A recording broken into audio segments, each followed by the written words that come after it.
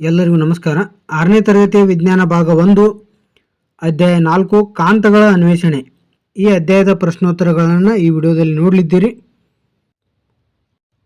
ಆತ್ಮೀಯರೇ, ಇನ್ನೂ ನಮ್ಮ ಚಾನಲ್ನ ಯಾರು ಸಬ್ಸ್ಕ್ರೈಬ್ ಮಾಡಲಿ ಕೂಡಲೇ ಸಬ್ಸ್ಕ್ರೈಬ್ ಮಾಡಿ ಮತ್ತು ಸಬ್ಸ್ಕ್ರೈಬ್ ಪಕ್ಕದಲ್ಲಿರುವ ಬೆಲ್ ಐಕಾನ್ ಪ್ರೆಸ್ ಮಾಡೋದ್ರ ಮೂಲಕ ಹೊಸ ವಿಡಿಯೋಗಳ ನೋಟಿಫಿಕೇಶನ್ ಪಡೆದುಕೊಳ್ಬೋದು. ನಮ್ಮ ಕಲಿಕೆಯನ್ನು ವಿಸ್ತರಿಸಿಕೊಳ್ಳೋಣ. ಪ್ರಶ್ನೆ 1, ಬಿಟ್ಟ ಸ್ಥಳ ತುಂಬಿರಿ. ಬಿಟ್ಟ ಸ್ಥಳ ತುಂಬಿರಿ. ಈ ಪ್ರಶ್ನೆಯಲ್ಲಿ ಮೊದಲನೇ ಪ್ರಶ್ನೆ, ಕಾಂತೀಯದ ವಿಜಾತೀಯ ಧ್ರುವಗಳು ಪರಸ್ಪರ ಏನಾಗ್ತಾವ ಅಂದ್ರೆ ಆಕರ್ಷಿಸುತ್ತವೆ. ಅದೇ ರೀತಿ ಸಜಾತೀಯ ಧ್ರುವಗಳು ಏನಾಗ್ತಾವ ಅಂದ್ರೆ ವಿಕರ್ಷಿಸುತ್ತವೆ.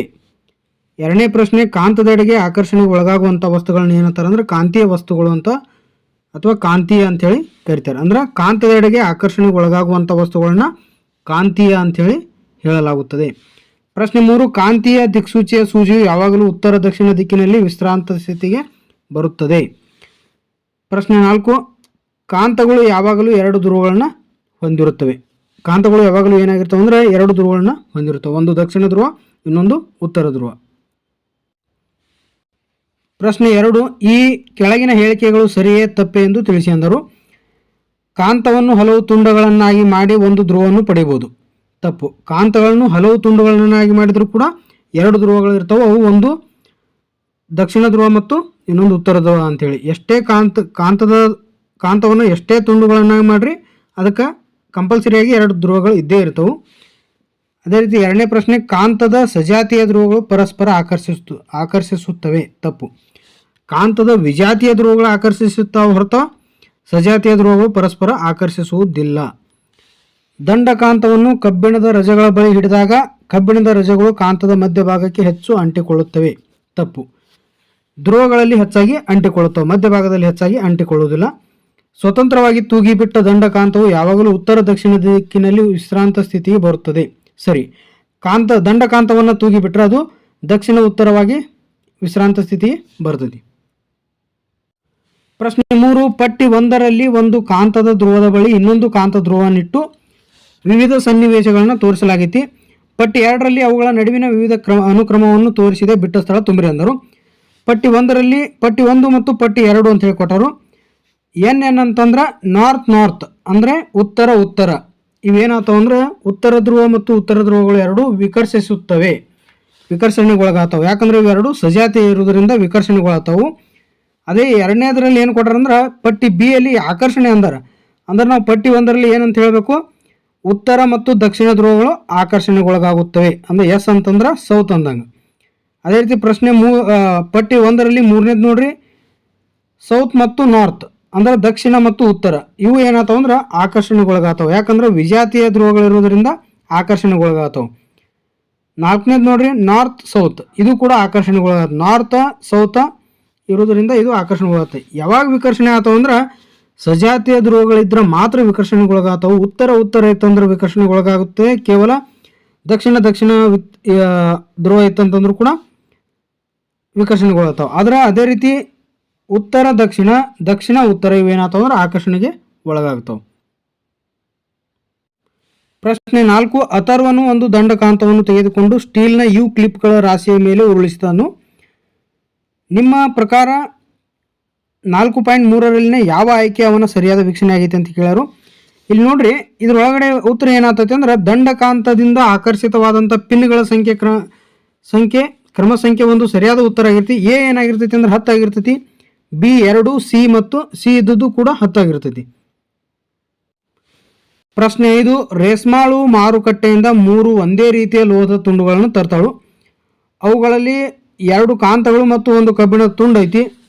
ಇವುಗಳಲ್ಲಿ ಯಾವ 2 ತುಂಡುಗಳು ಕಾಂತ ಯಾವುದೇ ಇತರ ವಸ್ತು ಬಳಸಿದೆ ಎಂದು ಅವಳು ಹೇಗೆ ಪತ್ತೆ ಹಚ್ಚಬಹುದು ಅಂತ ಹೇಳ್ತಾರೋ. ಆ 3 ಲೋಹದ ತುಂಡುಗಳು ಪ್ರತಿಯೊಂದರ ಹತ್ತಿರ ತರಬೇಕಾಗ್ತತಿ. ಯಾವ ಲೋಹದ ತುಂಡು ಕೇವಲ ಆಕರ್ಷಿಸುತ್ತದೆಯೋ ಮತ್ತು ವಿಕರ್ಷಿಸುವುದಿಲ್ಲವೋ ಅದು ಕಬ್ಬಿಣದ ತುಂಡಾಗಿರ್ತೈತಿ. ಮತ್ತು ಯಾವ 2 ತುಂಡುಗಳು ಪರಸ್ಪರ ವಿಕರ್ಷಿಸುತ್ತಾವೋ ಜೊತೆಗೆ ಆಕರ್ಷಿಸುತ್ತವೆಯೋ ಅವು ಅಯಸ್ಕಾಂತೀಯ ತುಂಡುಗಳ ಆಗಿರ್ತವೆ. ಧ್ರುವಗಳನ್ನು ಗುರುತಿಸದ ಕಾಂತವೊಂದನ್ನು ನಿಮಗೆ ನೀಡಲಾಗಿದೆ. ಇನ್ನೊಂದು ಕಾಂತದ ಸಹಾಯದಿಂದ ನೀವು ಹೇಗೆ ಅದರ ಧ್ರುವಗಳನ್ನು ಗುರುತಿಸುವಿರಿ? ಇಲ್ಲಿ ನೋಡ್ರಿ, ಮೊದಲು ಗುರುತು ಹಾಕದೇ ಇರುವಂಥ ಅಯಸ್ಕಾಂತದ ಒಂದು ತುದಿಗೆ ಉತ್ತರ ಧ್ರುವ ಅಂತನ್ರಿ. ಅದೇ ರೀತಿ ಗುರುತು ಹಾಕಿರುವಂಥ ಅಯಸ್ಕಾಂತದ ತುದಿಯನ್ನು ಹತ್ತಿರಕ್ಕೆ ತೊಗೊಂಡು ಬರ್ರಿ. ಅವೆರಡು ಆಕರ್ಷಿಸಿದರೆ ನಮ್ಮ ಗುರುತು ಹಾಕದ ತುದಿಯು ದಕ್ಷಿಣ ಧ್ರುವ ಅಂತೇಳಿ ತಿಳಿದು ಬರ್ತೈತಿ. ಇನ್ನೊಂದು ತುದಿಯು ಉತ್ತರ ಧ್ರುವ ಆಗಿರ್ತದೆ. ಅವೆರಡೂ ವಿಕರ್ಷಿಸಿದರೆ ಗುರುತು ಹಾಕದ ಅಯಸ್ಕಾಂತ ತುದಿ ಏನಾಗಿರ್ತೈತಿ? ಉತ್ತರ ಧ್ರುವ ಅಂಥೇಳಿ ನಮ್ಗೆ ತಿಳಿದು ಬರ್ತೈತಿ. ಪ್ರಶ್ನೆ 7, ಧ್ರುವಗಳನ್ನು ಗುರುತಿಸಿರದ ದಂಡಕಾಂತವೊಂದನ್ನು ನಿಮಗೆ ನೀಡಿದೆ. ಅದರ ಉತ್ತರ ಧ್ರುವವನ್ನು ಮತ್ತೊಂದು ಕಾಂತ ಬಳಸದೆ ಹೇಗೆ ಗುರುತಿಸುವಿರಿ? ಅಯಸ್ಕಾಂತವನ್ನು ದಾರದಿಂದ ಸ್ವತಂತ್ರವಾಗಿ ತೂಗು ಹಾಕಿ ಉತ್ತರ ದಿಕ್ಕಿನ ಕಡೆಗೆ ತೋರಿಸುವ ತುದಿಯು ಅಯಸ್ಕಾಂತದ ಉತ್ತರ ಧ್ರುವವಾಗಿದೆ. ದಕ್ಷಿಣ ದಿಕ್ಕಿಗೆ ಮುಖ ಮಾಡಿರುವ ದಂಡಕಾಂತದ ತುದಿಯು ದಕ್ಷಿಣ ಧ್ರುವ ಆಗಿರುತ್ತದೆ. ಪ್ರಶ್ನೆ 8, ಭೂಮಿಯು ಒಂದು ಕಾಂತವಾದಲ್ಲಿ ಸೂಜಿ ಕಾಂತದ ದಿಕ್ಕುಗಳ ಸಹಾಯದಿಂದ ಭೂಕಾಂತದ ಧ್ರುವಗಳನ್ನು ಹೇಗೆ ಗುರುತಿಸಬಲ್ಲಿರಿ? ಸೂಜಿ ಕಾಂತದ ಉತ್ತರ ದಿಕ್ಕಿನ ತುದಿಯು ಭೂಮಿಯ ಭೌಗೋಳಿಕ ಉತ್ತರ ಧ್ರುವದ ಕಡೆಗೆ ತೋರಿಸ್ತೈತಿ. ಇದು ವಾಸ್ತವವಾಗಿ ಭೂಮಿಯ ಕಾಂತೀಯ ದಕ್ಷಿಣ ಧ್ರುವ ಆಗಿರ್ತೈತಿ.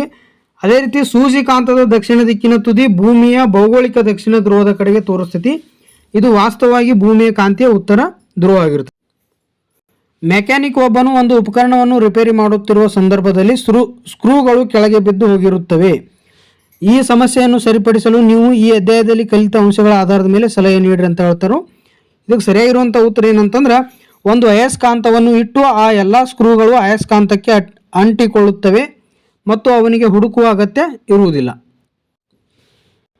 ಚಿತ್ರ 4.16ರಲ್ಲಿ ಎಕ್ಸ್ ಮತ್ತು ವೈಗಳೆಂಬ ಎರಡು ಕಾಂತಗಳನ್ನು ಜೋಡಿಸಲಾಗಿದೆ. ಎಷ್ಟೇ ಪ್ರಯತ್ನ ಮಾಡಿದರೂ ಕಾಂತ ಎಕ್ಸ್ ಕಾಂತ ವೈನತ್ತ ಇಳಿಯುವುದಿಲ್ಲ. ಇದಕ್ಕೆ ಸಾಧ್ಯವಿರುವ ಕಾರಣಗಳೇನು? ಕಾಂತ ಎಕ್ಸ್ ಮತ್ತು ಕಾಂತ ವೈ ಸಂಪರ್ಕಿಸುವಂತೆ ಯಾವುದೇ ಎರಡು ಕಾಂತಗಳನ್ನು ಸ್ಪರ್ಶಿಸದೆ ಹೇಗೆ ಮಾಡಬಹುದು ಅಂತ ಹೇಳ್ತಾರೆ. ಕಾಂತ ಎಕ್ಸ್ ಮತ್ತು ವೈಗಳೆರಡರ ಮುಖಾಮುಖಿಯಾಗಿರುವ ತುದಿಗಳು ಒಂದೇ ಧ್ರುವ ಆಗಿರ್ತವೆ. ಸಜಾತಿಯ ಧ್ರುವಗಳು ಎದುರಾಗುತ್ತಿರುವುದರಿಂದ ಅವೆರಡು ವಿಕರ್ಷಣೆಗೊಳಗಾಗಿ ಅವೆರಡು ಸೇರುತ್ತಿಲ್ಲ. ಈಗ ನಾವೇನು ಮಾಡ್ಬೇಕಂದ್ರೆ, ಎಕ್ಸ್ ಕಾಂತವನ್ನು ಮೇಲೆತ್ತಿ ತಿರುವು ಮಾಡಿದಾಗ ಎಕ್ಸ್ ಮತ್ತು ವೈ ಕಾಂತಗಳು ಕೂಡ್ತವೆ. ಈ ಅಧ್ಯಾಯದ ಕೊನೆಯ ಪ್ರಶ್ನೆ, ಚಿತ್ರ 4.17ರಲ್ಲಿ ತೋರಿಸಿರುವ ಆಕೃತಿಯಂತೆ ಕಾಂತಗಳನ್ನು ಜೋಡಿಸಲಾಗಿದೆ. ಅವುಗಳ ತುದಿ 1, 2, 3, 4 ಮತ್ತು 6 ಯಾವ ಧ್ರುವಗಳಿರಬಹುದು? ನಿಮಗೆ ತುದಿ 5ರ ಧ್ರುವವನ್ನು ನೀಡಲಾಗೈತೆ ಎಂದರು. ಈಗ 5ರ ಧ್ರುವ ಯಾವುದಾಗೈತೆ ಅಂದ್ರೆ ಉತ್ತರ ಧ್ರುವ ಆಗೈತಿ. 6ನೇದು ದಕ್ಷಿಣ ಧ್ರುವ, 4ನೇದು ಕೂಡ ದಕ್ಷಿಣ ಧ್ರುವ, 3ನೇದು ಉತ್ತರ ಧ್ರುವ, 2ನೇದು ದಕ್ಷಿಣ ಧ್ರುವ, 1ನೇದು ಉತ್ತರ ಧ್ರುವ ಆಗೈತೆ ಅಂತೇಳಿ ಹೇಳತ್ತದ. ಆತ್ಮೀಯರೇ, ಇದಾಗಿತ್ತು 6ನೇ ತರಗತಿಯ ಕಾಂತಗಳ ಅನ್ವೇಷಣೆ ಪಾಠದ ಪ್ರಶ್ನೋತ್ತರಗಳನ್ನ ನೋಡಿದ್ದೀರಿ. ಇನ್ನು ನಮ್ಮ ಚಾನಲ್ನ ಯಾರು ಸಬ್ಸ್ಕ್ರೈಬ್ ಮಾಡಿ, like, share and subscribe. Thank you for watching this video.